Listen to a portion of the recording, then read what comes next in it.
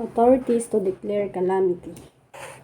The proclamation for the declaration and passing away of the calamity can be issued by the President or local chief executives. Sabi rito, ang proclamation daw para sa pag-declare ng calamity ay inilalabas ng Presidente or local chief executives. Sino nga ba yung local chief executives? Sila yung mga namumuno sa bawat probinsya tulad ng city or municipal mayor.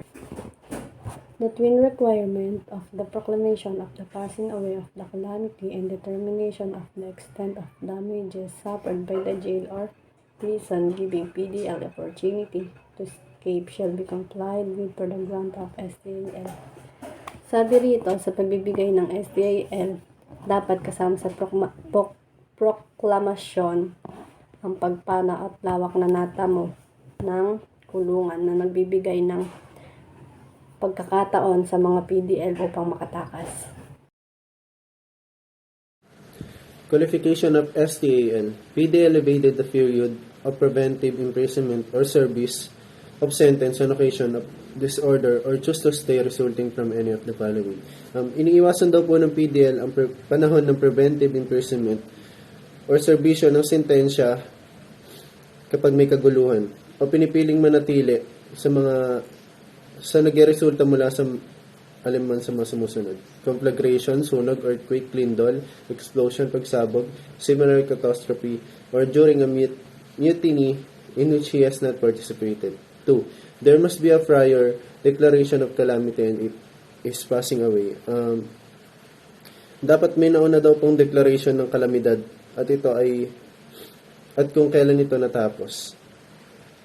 3. PDL surrenders to authorities within 48 hours following such proclamation of passing away of calamity or catastrophe.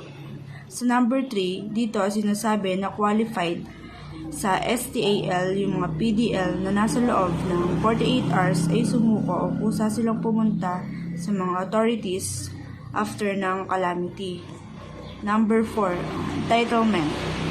Dito naman sa number 4, ito yung dalawang pwedeng ibigay o matanggap nila. A. 1/5. 1/5 ang mababawas sa kanila kapag tumakas sila dahil sa mga nabanggit na dahilan sa number 1. B. 2/5. 2/5 yung mababawas kapag pinili nilang mag-stay at hindi sila tumakas.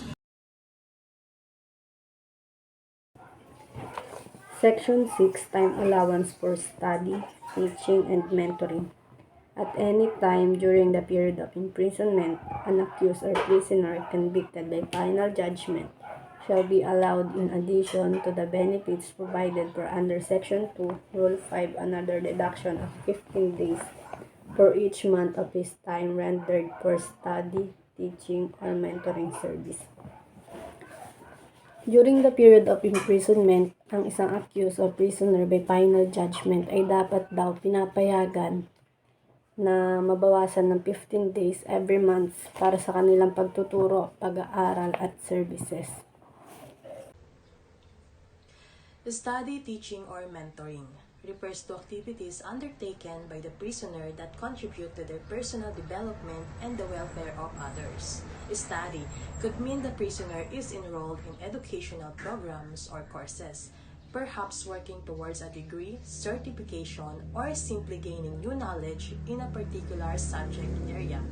Teaching involves the prisoner sharing their knowledge or skills with others, perhaps by giving classes or workshops to fellow prisoners. This could be in academic subjects, vocational skills, or any other area where they have expertise. Mentoring refers to the prisoner providing guidance and support to other prisoners, helping them navigate through the challenges of prison life or advising them on personal development.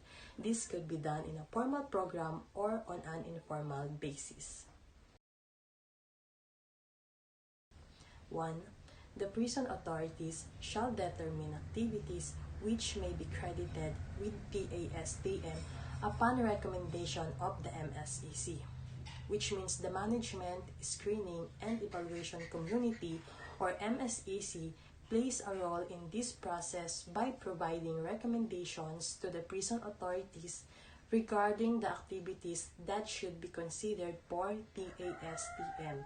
The MSEC evaluates and assesses the activities undertaken by prisoners in the areas of study, teaching, or mentoring, and suggests which ones should be recognized for time deduction.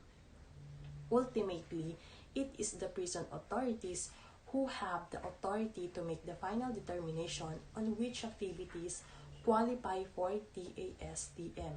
They consider the recommendations of the MSEC and use their judgments to decide which activities align with the goals of rehabilitation and contribute positively to the prison community. Number 4. If the PDL is qualified, the MSEC shall recommend the prison authorities a grant of allowance who shall approve the same by issuing a corresponding certification. What is MSEC? Ang MSEC ay ang Monitoring and Evaluation Committee. Ang members nito ay ang mga tao mula sa iba't ibang sector o agency na nagme-maintain ng mga policy at process related sa monitoring and assessment sa mga programa o benepisyo para sa mga person deprived of liberty o PDL. Number 5. The disqualification, non-entitlement, ineligibility on the grant of GCTA does not automatically disqualify the PDL for the grant of TASTM and vice versa. What is TASTM? Ang TASTM ay tumutukoy sa time allowance for studying and teaching and mentoring.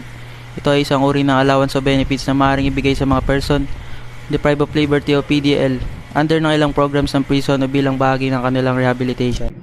STAL o Special Time Allowance for Loyalty. Ang Special Time Allowance for Loyalty, ito ay isang pagbawas ng 1/5 office period sa panahon ng kanyang sistensya na dapat ipagkaloob sa sino mang bilanggo na nakatakas sa kanyang sentensya under Article 158 ay nagbibigay sa kanya ang otoridad sa loob ng 48 hours. Time allowance for study, teaching, and mentoring. Sa anumang oras ng panahon ng pagkakakulong, ang isang akusado o bilanggo na hinatulan ng huling hatol ay dapat payagan. Bilang karagdagan sa mga benepisyong itinadhana sa ilalim ng Section 2 Rule 5. Isa pang bawas ng 15 araw para sa bawat buwan ng kanyang panahon na i-render para sa study, teaching, and mentoring.